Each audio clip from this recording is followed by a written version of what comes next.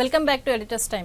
భవిష్యత్తుపై గంపెడ ఆశలతో కాంగ్రెస్ పార్టీ చింతన్ శిబిరకు తెరలేచింది. ప్రారంభోపన్యాసం చేసిన అధినేత్రి సోనియా 2014 ఎన్నికల్లో విజయమే లక్ష్యంగా పనిచేయాలని శ్రేణులకు పిలుపునిచ్చారు.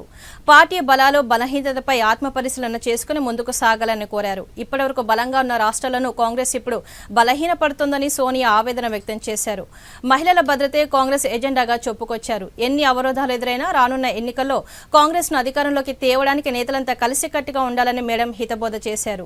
కేంద్ర మంత్రి జయరాం రమేష్ సంచలన వ్యాఖ్యలు చేశారు. 2014 ఎన్నికల్లో కాంగ్రెస్ సొంతంగా ప్రభుత్వం చేపట్టలేదన్నారు. కాంగ్రెస్ లో కొన్ని నిర్మాణాత్మక లోపాలు ఉన్నట్లు ఆయన చెప్పారు. అయితే ఈ వ్యాఖ్యలను బహుజన్ సమాజ్వాదీ పార్టీ అధ్యక్షురాలు మాయావతి తేలిగ్గా కొట్టిపారేసింది.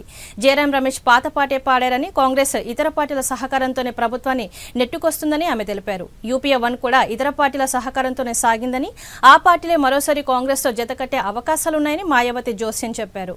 తెలంగాణ అంశంపై కేంద్రం ఇంకా ఎటువంటి నిర్ణయం తీసుకోలేదని మంత్రి డిఎల్ అన్నారు. అసలు తెలంగాణ ఇస్తామని ఎవరు చెప్పారని, అవన్నీ ఊహాగానాలేనని డిఎల్ చెప్పుకొచ్చారు. కాంగ్రెస్ దూత వైల రవి వ్యాఖ్యలకు మంత్రి గంటా శ్రీనివాసరావు స్పందించారు. రాష్ట్రం సమైక్యంగా ఉంటే తెలంగాణ కంటే సీమాంధ్రలోనే కాంగ్రెస్ కు ఎక్కువ సీట్లు వస్తాయన్నారు. గంటా వ్యాఖ్యలపై టీఆర్ఎస్ నేత హరీష్ రావు మండిపడ్డారు. సీమాంధ్రలో సీఎం పదవి కోసమే గంటా తంటాలు పడుతున్నారని, సీమాంధ్ర నేతలంతా ఎన్నిసార్లు ఢిల్లీ వెళ్లినా తెలంగాణను ఆపలేరని ఆయన అన్నారు. ఎన్టీఆర్ వర్ధంతి వేడుకలను రాష్ట్రంలో ఘనంగా నిర్వహించారు. చంద్రబాబు వస్తున్న మీకోసం పాదయాత్ర నల్గొండ జిల్లాలో 2వ రోజు కొనసాగుతోంది. టీడీపీ కార్యకర్తలపై స్థానిక మంత్రులు అక్రమ కేసులు బనాయిస్తున్నారని బాబు ఆరోపించారు. కిరణ్ కు మంచి బియ్యానికి సన్న బియ్యానికి తేడా తెలియదని ఎద్దేవా చేశారు. ఇక ఎంఐఎం ఎమ్మెల్యే అహ్మద్ పాషా ఖాద్రీ వివాదాస్పద వ్యాఖ్యలపై సంగారెడ్డి ఎమ్మెల్యే జగ్గారెడ్డి ఘాటుగా స్పందించారు. గాంధీ విగ్రహం అసెంబ్లీలో ఉండొద్దనడానికి పాషా ఖాద్రీ ఎవరని ఆయన ప్రశ్నించారు. ఈ అంశాలపై ఇవాళ ఎడిటర్స్ టైం చూద్దాం. Good evening sir. సార్, ముందుగా చింతన్ శిబిరంలో సోనియా గాంధీ కొద్దిగా కాంగ్రెస్ పార్టీ ఏదైతే రాష్ట్రంలో బలహీన పడుతుందనేసి అన్నారు, అంటే ముఖ్యంగా మన రాష్ట్రాన్ని గురించి ఏమైనా ప్రస్తావించాలనుకోవచ్చు అంటారా? ఇండైరెక్ట్గా మనకి బలంగా ఉన్న ప్రాంతాల్లో కూడా మనం కొంత పట్టుకోల్పోతున్నాము అనే మాట ఆమె మాట్లాడారంటే, ఆంధ్రప్రదేశ్ ఉంది, గతంలో కర్ణాటకలో ఆల్రెడీ బీజేపీ గవర్నమెంట్ వచ్చింది. సో ఆంధ్రప్రదేశ్లో 2 సార్లుగా వస్తుంది. ముందు కేంద్ర ప్రభుత్వానికి ప్రధానమైనటువంటి బేస్గా ఉన్న ఆంధ్రప్రదేశ్ 30 పైగా సీట్లు వచ్చి అక్కడ కేంద్రంలో ప్రభుత్వం ఏర్పాటు చేయడానికి, కాంగ్రెస్ పార్టీకి సొంతంగా బలం పెరగడానికి ఆంధ్రప్రదేశ్ కారణమవుతుంది.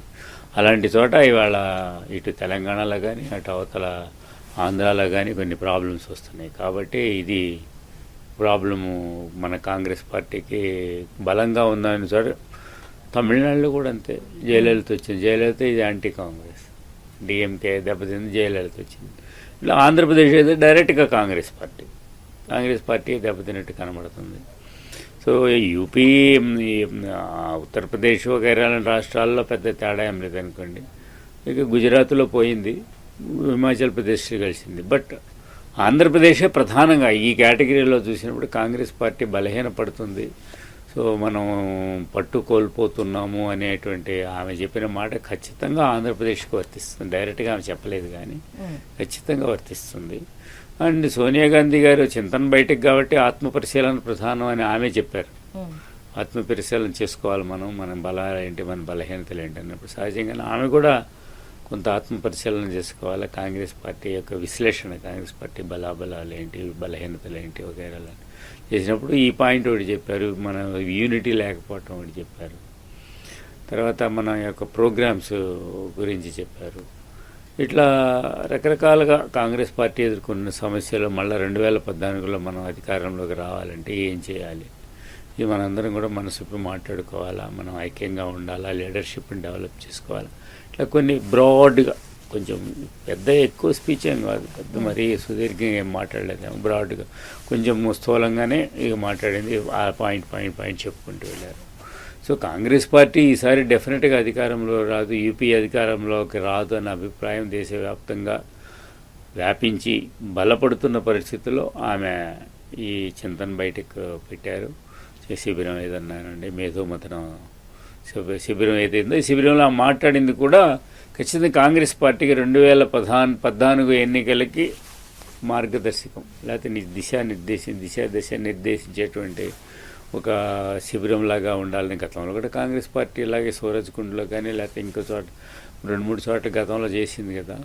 సో అందువల్ల ప్రతి దాంట్లో కూడా ఇది ఆత్మపరిశీలన ఎక్కువ, విధాన నిర్ణయము, పార్టీలతో పొత్తులు, ప్యాకేజీలు, ఎన్నికల్లో గెలవడం ఎలాగా, రాజకీయంగా ఎలాగా, గవర్నమెంట్ పరంగా ఎలాగా, సామాజిక పరంగా ఎలాగా, పార్టీ పరంగా సంస్థాగతంగా ఎలాగా, ఇవన్నీ కూడా ఏంటంటే ఒక్కసారి మన మొత్తం ఏమంటారు మాస్టర్ చెకప్ లాగా అనమాట. ఓపెన్ గా నెగటివ్ సోర్సెస్ అన్నిటిని కూడా చెప్పారనుకో, అన్ని పాయింట్లు మొత్తం. ఇప్పుడు మనకి ఒంట్లో బాగాలేదు, కొంచెం ఇదిగా ఉంది, అదిగా ఉంటే ఏం చేస్తాం, మాస్టర్ చెకప్కి వెళ్ళిపోతే మొత్తం 3,000-4,000 తీసుకొని మొత్తం కింద నుంచి టెస్టులు చేసేస్తారు, ఫుల్ నెత్తి నుంచి పాదం వరకు చేసినట్టుగా. అప్పుడు బాడీలో ఏమేమి ఉన్నాయి, ఏం లేవా, ఏంటి ప్రాబ్లం ఏంటి, నీకు ఇక్కడ ఉంది, బ్లడ్లో ఉంది, హీమోగ్లోబిన్ తక్కువ ఉంది, లేదా డి విటమిన్ తక్కువ ఉంది, ఏ విటమిన్, ఇట్లాంటివి అన్నప్పుడు కొన్ని మందులు ఇచ్చి ఇంజక్షన్లు వేసి కొంచెం తయారు చేసి పంపించడం అనమాట. ఎలక్షన్స్కి కాంగ్రెస్ పార్టీని మళ్ళీ ఎలక్షన్ కుస్తీ కాంగ్రెస్ పార్టీని సిద్ధం చేసే విధంగా ఇక్కడ కొంత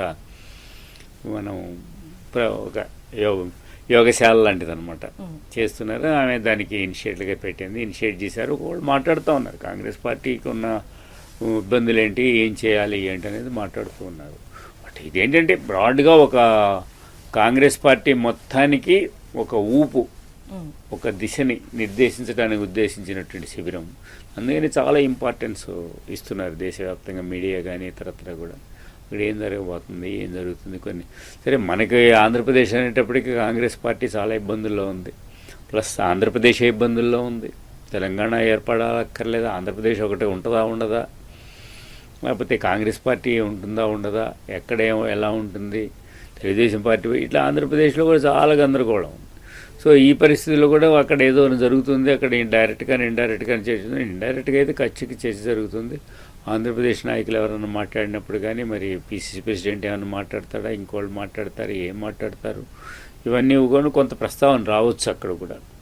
ఆంధ్రప్రదేశ్ మీద తీర్మానం చేస్తారు ఏదనేది అట్లా ఏముండదు ఆంధ్రప్రదేశ్ దాన్ని. బట్ ఐ థింక్ దాని మీద కొంత చర్చ జరిగే అవకాశం అయితే లేకపోతే ప్రస్తావనలు వస్తాయి, దాని మీద చర్చ జరుగుతాయి. బట్ ఒక విధాన ప్రకటన అంటూ అక్కడ చేస్తారని నేను అనుకోను, ఢిల్లీలో చేస్తారు, తర్వాత చేస్తారు. అభిప్రాయాలు కొన్ని విని, అక్కడ కూడా కొన్ని అభిప్రాయాలు విని ఇవన్నీ కలిపి చేస్తారు.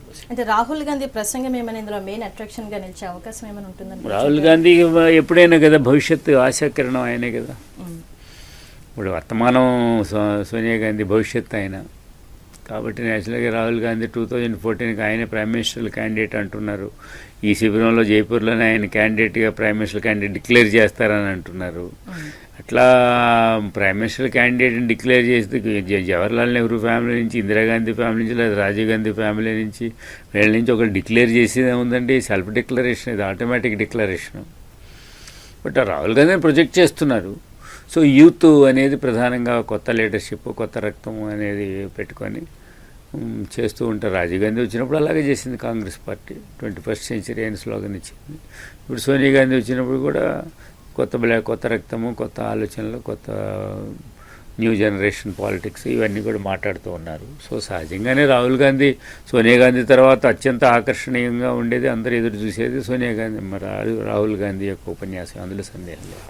సార్, ఇక జయరాం రమేష్ కామెంట్స్ని ఎలా చూడాలంటారు? కాంగ్రెస్ ప్రభుత్వం ఇండివిజువల్గా గవర్నమెంట్ని ఫామ్ చేసే సిచ్యువేషన్లో అయితే లేదు అనేసి, అంటే ఎప్పటిలాగే అందులో కొత్త విషయం లేదమ్మా నిజానికి. ఎందుకు దానికి అంత మనం ఇంపార్టెన్స్ ఇవ్వక్కర్లే, ఎందుకంటే అది వాస్తవం. అది 2004లో రాలేదు, 2009లో రాలేదు, 1999లో ఫెయిల్ అయింది. మేము ఒక్కటే చేస్తాం, ఇండియా ఈజ్ ఇందిరా నుంచి కాంగ్రెస్ పార్టీ దేశ సమగ్రతని, ఇంటిగ్రిటీని, లేకపోతే సార్వభౌమత్వాన్ని, వీటిని సమగ్రతని రక్షించగలిగింది కాంగ్రెస్ పార్టీ ఒక్కటే అనేటువంటి స్లోగన్ కాంగ్రెస్ పార్టీ తప్ప మరొకటి ప్రత్యామ్నాయం లేదు భారతదేశంలో. భారతదేశం అంటే ఇండియా అంటే కాంగ్రెస్, కాంగ్రెస్ అంటే ఇండియా అనేటువంటి ఒక స్థితి నుంచి 1999లో ఎన్నికల్లో ఓడిపోయిన తర్వాత అప్పుడు మళ్ళా 2003లో జరిగినటువంటి ఇలాంటి శిబిరంలోనే మనం పొత్తులు పెట్టుకొని చేద్దాం. సంకీర్ణ రాజకీయాలు అనేటువంటి కఠోర వాస్తవాన్ని కాంగ్రెస్ పార్టీ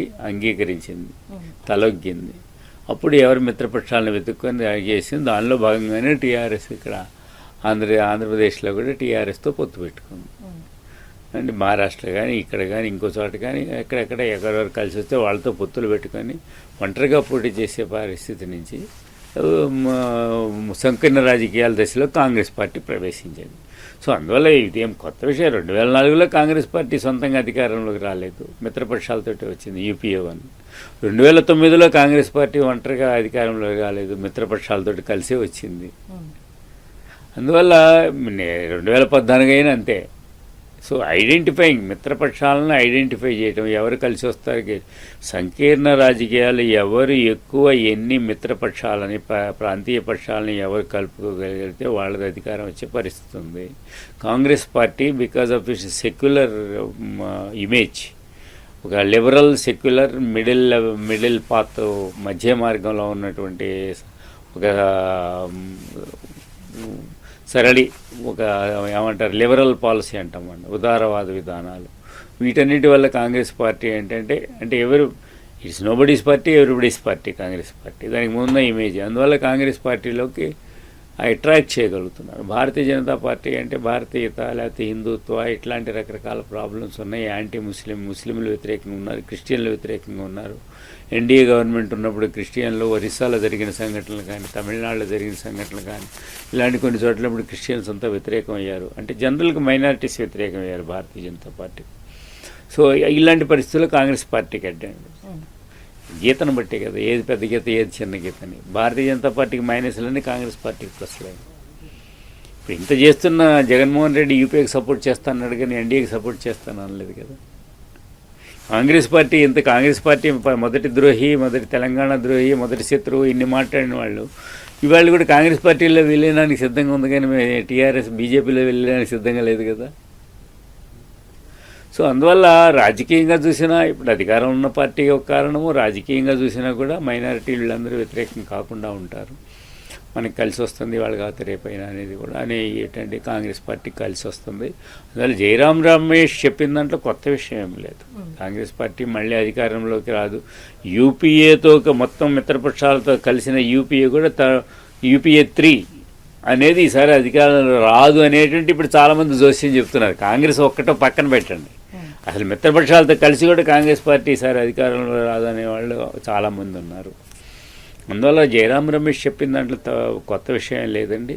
ఒకటి అంటే ఎవరికన్నా కాంగ్రెస్ పార్టీ బలపడిపోయింది, కాంగ్రెస్ పార్టీ తనంతట తానే తిరిగి అధికారం లేదు, మన ఎవరి సహాయం అవసరం లేదు, మిత్రపక్షాలు అక్కర్లేదు, మళ్ళీ పాత వైభవం తీసుకొస్తాం, మన యొక్క కార్యక్రమాలు మన యొక్క పరిపాలన బ్రహ్మాండంగా ఉంది కాబట్టి ప్రజలంతా కాంగ్రెస్కి బ్రహ్మరథం పడుతున్నారు, కాంగ్రెస్ పార్టీ ఒంటరిగా పోటీ చేయాలని ఎవరన్నా మాట్లాడితే అది కుదరదు బాబు అని చెప్పడానికి జయరాం రమేష్ ముందుగానే క్లియర్గా చెప్పాడు. కాంగ్రెస్ పార్టీ సొంతంగా 2014లో అధికారంలోకి వచ్చే అవకాశం లేదు. అందువల్ల మిత్రపక్షాలతో మన ప్రయాణం తప్పనిసరి. సో ఇది బృందగానమే, మనం ఒక్కళ్ళమే అనేది కుదిరేది కాదు అనేది జయరాం రమేష్ చెప్పాడు. అదే మాయావతి కూడా అదే మాట ఖచ్చితంగా, అదే కొత్త విషయం చెప్పింది అనేది ఇప్పుడు జరుగుతున్న విషయమే, అదే మళ్ళీ కంటిన్యూ అవుతుంది. యూపీఏ 3 కూడా జైపూర్ చింతనలో కూడా కొత్త చింతన ఏమి ఉండదు, అంత పాత చింతకాయ తప్ప కొత్త చింతన ఏమి ఉండదు. మిత్రపక్షాలు కాంగ్రెస్ పార్టీ, సో ఎక్కడెక్కడ ఏ మిత్రపక్షాలు ఉన్నారు ఏమిటి అనేది ఎవరు మంచి టీం బిల్డప్ చేసుకోగలిగితే వాళ్ళు అధికారంలోకి వస్తారనేది ఇప్పుడున్న సంకీర్ణ రాజకీయాలకు సారాంశం. కాంగ్రెస్ పార్టీ భారతీయ జనతా పార్టీ కన్నా ఈ విషయంలో మెరుగైన పొజిషన్లో ఉంటూ వస్తుంది, అందుకని అధికారంలోకి వస్తూ ఉంది అండి.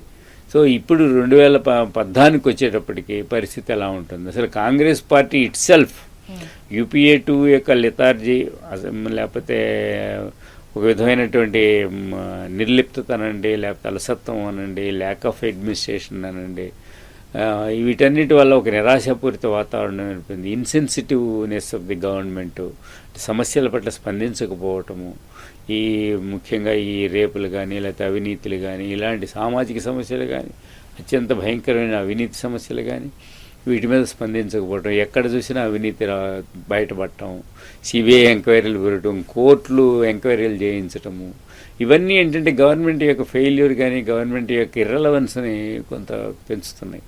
ఇది ఆ యూపీఏ 2 యొక్క ఫెయిల్యూర్. దీని మీద ఆధారపడితే కాంగ్రెస్ పార్టీకే సరైన సీట్లు రానప్పుడు యూపీఏ 3 అధికారంలోకి ఎలా వస్తుంది? ప్రాంతీయ పార్టీలకి చాలా పరిమితమైనటువంటిది సంఖ్యలోనే ఉంటాయి. కాంగ్రెస్ పార్టీ ఒక 150 నుంచి 200 సీట్లు తెచ్చుకుంది అనుకోండి, అప్పుడు గవర్నమెంట్లో రావటం ఈజీ అవుతుంది. కంట్రోల్ కూడా ఉంటుంది యూపీఏ మీద కానీ ఇతరత్ర కానీ. అప్పుడు అణు ఒప్పందం అయినా అయితే మొన్న ఎఫ్డీఐని ఎట్లా బయటపడింది? మిత్రపక్షాలన్నీ సహకారం ఉన్న వాళ్ళు కానీ సొంతంగా తనకున్న స్ట్రెంగ్త్ వల్ల కానీ ఆల్టర్నేటివ్ లేకపోవడం, ఇది ప్రాబ్లం. సో కాంగ్రెస్ పార్టీకి తగిన సీట్లు గెలుచుకోలేదు. 100 సీట్లు కూడా రావని చెప్పేవాళ్ళు కొంతమంది ఉన్నారు. రానప్పుడు ఎంత కంటపడ్డా ఏమొస్తుంది? మిత్రపక్షాలన్నా కలిసినా ఏమొస్తుంది? మిత్రపక్షాలు వాళ్ళకి ఎందుకు ఇస్తారు? మేమే చేస్తూ ఉంటారు.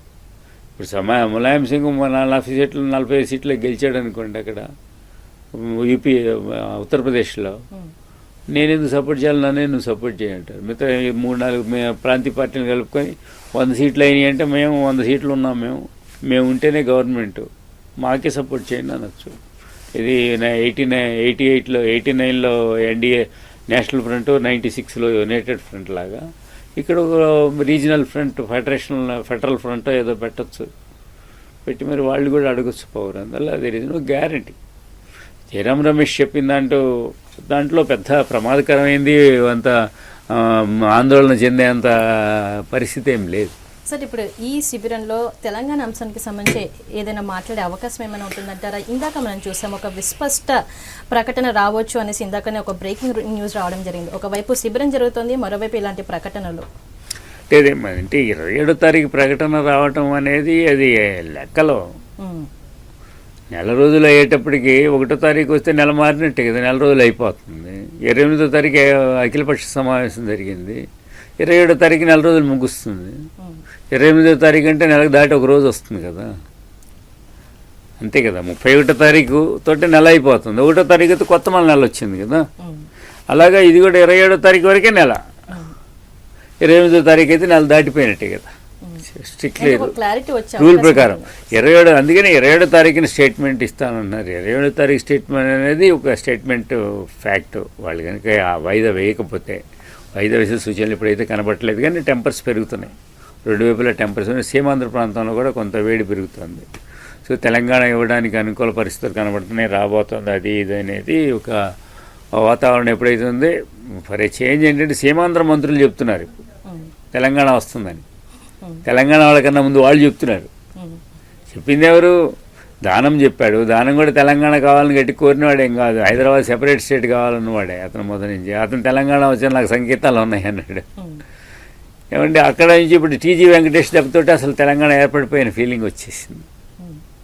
టీజీ వెంకటేష్, ప్రతాప్ రెడ్డి వీళ్ళు వెళ్ళొచ్చింది. అసలు ప్రతాప్ రెడ్డి గారు రాత్రి చెప్పారనుకోండి, చెప్పిన వెంకటేష్ గారితో 1-2 సార్లు బాగా బలంగా వెళ్ళిపోయింది. దానితోటి వైలర్ రవి ఏదో వీరంగం వేశాడు, లేకపోతే ఇది వేసాడు అనేది ఏదో మీడియాలో రకరకాల ప్రింట్ మీడియాలో రకరకాలుగా వచ్చింది. దానితో అసలు ఏముంది, ఇంక అసలు అయిపోయింది. వాళ్ళు డిసైడ్ చేశారు, మీకు చేత కాదు పోండి అన్నారు వీళ్ళని. ఇద్దరికి తెలంగాణ నాయకులు ఎంపీలు వీళ్ళు వెళ్తే కాంగ్రెస్ పార్టీ ఇట్లా విసుక్కుంది, సోనియా గాంధీ విసుక్కుంది, వాళ్ళేంటి మీరు దబాయించి పంపించారు, ఏమనుకుంటున్నారు మీరు, అది ఇదని అన్నారు అని రకరకాలు వచ్చాయి గతంలో తెలంగాణ నాయకుల విషయంలో. ఇది కాంగ్రెస్ హైకమాండ్. ఇప్పుడు రివర్స్, సీమాంధ్ర ప్రాంత నాయకులు వెళ్తే వాళ్ళు అధిష్టాన వర్గం కాంగ్రెస్ నాయకులు, ముఖ్య నాయకులు అన్నారు, వాళ్ళు విసుక్కుంటున్నట్టు వస్తుంది. సో సీన్ రివర్స్ అయింది. సో అందువల్ల మన 27వ తారీఖు ఏమొస్తుంది అనేది అంటే తెలంగాణకు అనుకూలంగా వస్తుంది. తెలంగాణకు అనుకూలంగా అంటే ఏంటి? తెలంగాణ ఏర్పడటమేనా? తెలంగాణ ఏర్పడటం అంటే హైదరాబాద్తోనా? హైదరాబాద్తో అంటే హైదరాబాద్ కేంద్రపాలిత ప్రాంతం, ప్రత్యేక రాష్ట్రమా, లేకపోతే ఉమ్మడి రాజధానిగా 10 ఏళ్ళ 5 ఏళ్ళ? ఇట్లా రకరకాల ప్రతిదానికి ప్రతిపాదనలు ఉంటూ వచ్చినాయి. తెలంగాణ అనుకూల ప్రకటన అంటే తెలంగాణ ఏర్పాటు పెట్టేమన్నా, లేదా తెలంగాణకు అనుకూలంగా ప్యాకేజా, లేదా తెలంగాణకు అనుకూలంగా ఎస్ఆర్సీ వేయటమా, లేకపోతే సూత్రప్రాయంగా ప్రకటించి మళ్ళీ ఎస్ఆర్సీ వేసి దాన్ని చేయటమా, లేకపోతే సూత్రప్రాయంగా ప్రకటించి ఒక కమిటీ వేసి విధి విధానాలు మీరు నిర్ణయించండి అని మళ్ళీ ఒక కమిటీ వేసి చేయటమా, ఇట్లా రకరకాలు వస్తున్నాయి. తెలంగాణకి అనుకూలంగా ఏదో ఒక ప్రకటన వస్తుందనేది ఒకటి.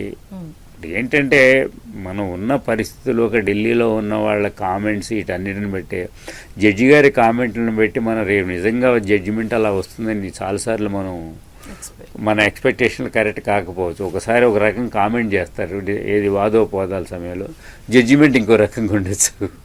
కనుక ఈ కామెంట్ని బట్టి ఆ జడ్జిమెంట్ మనం ఊహించలేం, అనుమానం రావచ్చు, అది వేరే విషయం. సో అందువల్ల ఏంటంటే అక్కడ వాళ్ళు చేసే కామెంట్స్ ఇవన్నీ కూడా కౌంటర్ చేయడానికి ఉండొచ్చు, రకరకాల కారణాలు.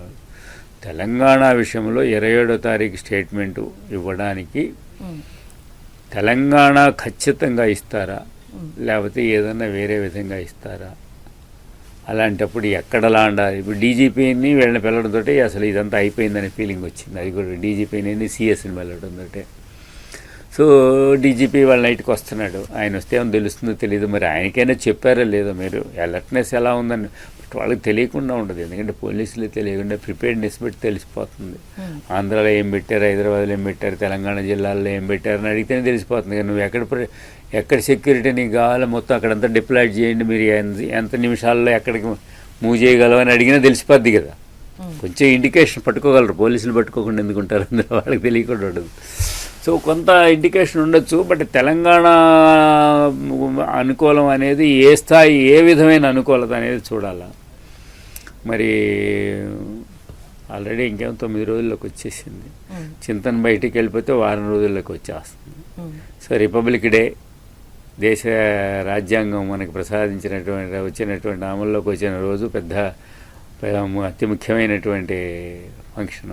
Next day important for Telangana are Andhra Pradesh 27వ తారీఖు. సో ఇట్స్ ఏ రియల్లీ చాలా చాలా ఒక విధమైనటువంటి టెన్షన్ కలిగించేటువంటిది ఆంధ్రప్రదేశ్ అంతటికి కూడా. అవునా కాదా ఎట్లా జరిగినప్పుడు కూడా ఎవరో ఒకళ్ళు, నిన్న అనుకున్నాం కదా, కొంతమందికి ఆనంద బాష్పాలు, కొంతమందికి విషాదాశ్రువులు. సార్, ఇంకా ఆజాద్ గురించి ఒక స్టేట్మెంట్ రావడం జరిగింది. ఏదైతే December 9న ప్రకటన రావడం జరిగిందో అది తొందరపాటుగా చేశారనే విధంగా వారు కామెంట్ చేసినట్టుగా కూడా పేపర్లో రావడం జరిగింది. ఎవరండి? ఆజాద్. అంటే నిజంగా ఆ విధంగా ఏమైనా అప్పుడు అలా జరిగింది అనుకోవచ్చు అంటారా వారి ప్రకటన చూసినట్లయితే? అంటే ప్రకటన జరిగిందంటే దాన్ని మరి ఎందుకు అంటే ప్రెసిడెంట్ కూడా అలాగే అన్నట్టుగా వచ్చింది. ప్రణబ్ ముఖర్జీ గారు కేంద్ర మంత్రిగా ఉన్నప్పుడు అలాగే నేను ఫ్లైట్లో ఉన్నాను, అలాంటి ప్రకటన చేసి ఉండాల్సింది కాదు, తొందరపడి చేశారు, దానివల్ల చాలా ప్రాబ్లమ్స్ వచ్చినాయి అని ఆయన కూడా చెప్పినట్టుగా అనిపిస్తుంది. బట్ December 9 ప్రకటన తొందరపడి చేశారని అంటే గులాం నబీ ఆజాద్ గారు చేసిన కామెంట్స్కి వైలార్ రవి చేసిన కామెంట్స్కి చాలా తేడా కనబడుతుంది. గులాం నబీ ఆజాద్ ఏమో ఆంధ్రప్రదేశ్ గురించి బాగా తెలిసినవాడు, వైలార్ రవి కన్నా ఎక్కువ తెలిసినవాడు గులాం నబీ ఆజాద్ నా ఉద్దేశంలో. ఎందుకంటే ఆంధ్రప్రదేశ్కి ఇన్ఛార్జిగా ఉన్నాడు, 2004లో ఎన్నికలు గెలిపించాడు, ఇప్పుడు ఇన్ఛార్జిగా ఉన్నాడు. సరే వైలార్ రవి కూడా ఉన్నాడు, లేడని కాదు. But Ghulam Nabi Azad is a typical Congress leader. Is అంటే ఒక ఇష్యూస్ని స్టడీ చేయడంలో కానీ, హ్యాండిల్ చేయడంలో కానీ, మనుషుల్ని హ్యాండిల్ చేయడంలో కానీ, పోస్ట్ పోన్ చేయడంలో కానీ, లేకపోతే చేయడం కానీ కొంచెం కాంగ్రెస్ కల్చర్ని బాగా వంట పట్టించుకున్న లీడరు. సంజయ్ గాంధీ దగ్గర నుంచి, రాజీవ్ గాంధీ గారి దగ్గర నుంచి. Vayalar Ravi is a little different leader. So అందువల్ల మరి గులాం నబీ ఆజాద్ ఆ మాట అంటే December 9 స్టేట్మెంట్ ఆ విధంగా రావడం వల్లే ఈ సమస్యలు వచ్చాయని చాలామంది అనుకుంటారు. ఎందుకంటే ఒకసారి తెలంగాణ ప్రక్రియ మొదలవుతుందని కేంద్ర హోంమంత్రి స్థాయిలో ప్రకటన చేసిన తర్వాత, కేంద్ర ప్రభుత్వం తరఫున ప్రకటన చేసిన తర్వాత, తెలంగాణ ఇచ్చారన్న తర్వాత మళ్ళీ వెనక్కి పోయిందనేటప్పటికి ఒక అడుగు ముందుకి బాగా వెళ్ళిపోయినట్టే కదా. ఆ తర్వాత తెలంగాణ ఉద్యమంలో బాగా తేడా వచ్చింది. తెలంగాణ అంతటా కూడా ఎక్కువ మద్దతు వచ్చింది, జనాభాలో కానీ, అన్ని జిల్లాల్లో కానీ, తెలంగాణ ప్రాంతం అంతట్లో కూడా బాగా మద్దతు పెరిగిపోయింది. సో వచ్చిన తెలంగాణ పోయింది, తెలంగాణ వస్తుందిగా అనే ఆశ, నమ్మకము, సాధించుకోగలిగిన నమ్మకం అన్నీ పెరిగినాయి. కాబట్టి యూనిటీ వచ్చింది, కోరిక, ఆశ బలపడింది, నమ్మకం కుదిరింది, దానివల్ల ఉద్యమం బలపడింది. సో అందువల్ల ఇప్పుడు ఏం చేయలేని పరిస్థితి వచ్చింది అనేటువంటి ఒక హెల్ప్లెస్నెస్ గులాం నబీ ఆజాద్లో కనబడుతుంది. Maybe that is a message to Seemandhra ప్రాంతం వల్ల. ఏం చేస్తాం, ఆ రోజు స్టేట్మెంట్ చేసాం కదా, ఇప్పుడు ఏదో ఒకటి చేయకపోతే ఎట్లా కుదురుతుంది మనకి, ఇక్కడ తెలంగాణ ప్రాంతంలో ఇట్లా సమస్యలు ఉన్నాయి కదా అనేటువంటిది. సార్, ఇక ఇవాళ స్పెషల్ ఎడిటర్స్ టైంలో మీతో పాల్గొంటున్నారండి ఎంపీ మధుయాష్కి గౌడ్ గారు. వారు సిద్ధంగా ఉన్నారు. నమస్కారం అండి. వెంకట్రావు గారు మీతో మాట్లాడతారు. నమస్కారం అండి. నమస్కారం సార్, చాలా రోజులు. అవునండి, ఎలా ఉన్నారు మీరు? అంటే నేను విత్ యూ అన్న చాలా రోజుల తర్వాత. అవును, బట్ ఏమో మీరు రెగ్యులర్గా మిమ్మల్ని ఫాలో అవుతూనే ఉన్నాం మేము. మేము కూడా మిమ్మల్ని మీ వన్ ఆఫ్ ది ఇంటర్వ్యూ బాగా వాచ్ చేసేది మీరు సార్. ఓకే, థ్యాంక్ యూ అండి. ఏంటండి respective and cleanly observe. Thank you. ఇప్పటిదాకా మీ లాస్ట్ 15 నిమిషాలు కూడా మీరే చూస్తా ఉన్నాను. చూస్తారా? ఓకే.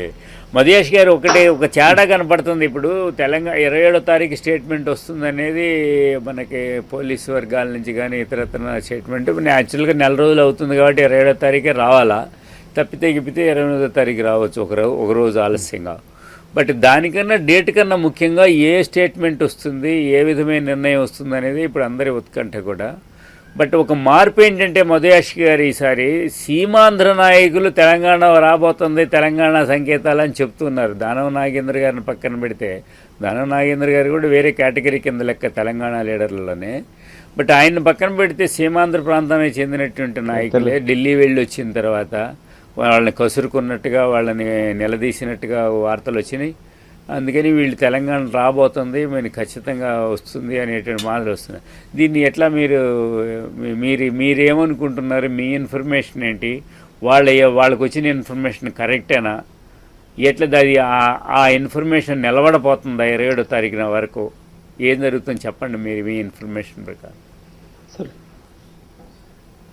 సరే, డేటు ఇప్పుడు అఖిలపక్ష సమావేశం ఏర్పాటు చేయాలని ఆ రోజు నేనే మొదట ప్రతిపాదించింది. అవునండి. ఎంపీల తరఫున విప్ గారితో మాట్లాడి ఎందుకు మీరు ఓటు వేయకపోవచ్చు అనే ఒక సంకేతాన్ని పంపిస్తూ ఏం కావాలని అడిగితే, ఈ ఎన్నో ఏళ్ళ నుంచి అఖిలపక్ష సమావేశం మీరు వాయిదా వేస్తా ఉన్నారు, అది ఏర్పాటు చేయించండి. దాంతో సరే మీరు you don't have to commit either way, but at least అన్ని మిగతా పార్టీలు తెలుస్తుందని చెప్పినప్పుడు వాళ్ళు ఒప్పుకోవడం జరిగింది. దాంతో మరొకసారి ఒక ప్రజాస్వామ్యంలో శాంతియుతంగా తెలంగాణ అంశాన్ని మరి పతాక శీర్షిక తీసుకురావడం జరిగింది. Congress stand, Telugu Desam, YSR party stands కూడా బయటకు వచ్చాయి. మధుయాష్ గారు దాంట్లో నెల లోపల ఆ మీటింగ్ చాలా మార్పు తీసుకొచ్చింది కదా. అబ్సల్యూట్లీ అండి. ఇప్పుడు నేను పార్లమెంట్లో కూడా ఈరోజు division indecisiveness is hurting more than the division of the state అని చెప్పి ప్రధానమంత్రి ఒక ప్లకార్డ్ రాసి చూపించింది. దానికి పురంధేశ్వర గారు వచ్చి మధు అది అక్షరాలు నిజం అనేది. ఈరోజు నేను రాష్ట్రాన్ని కోరుకుంటున్న, తెలంగాణ రాష్ట్రాన్ని సమైక్యం కోరుకునే వాళ్ళని గౌరవిస్తాను. కానీ కోరుకునే వాళ్ళల్లో నిజాయితీ అని ఉండాలి, వాళ్ళు అడిగే దాంట్లో నీతి నిజమని ఉండాలి.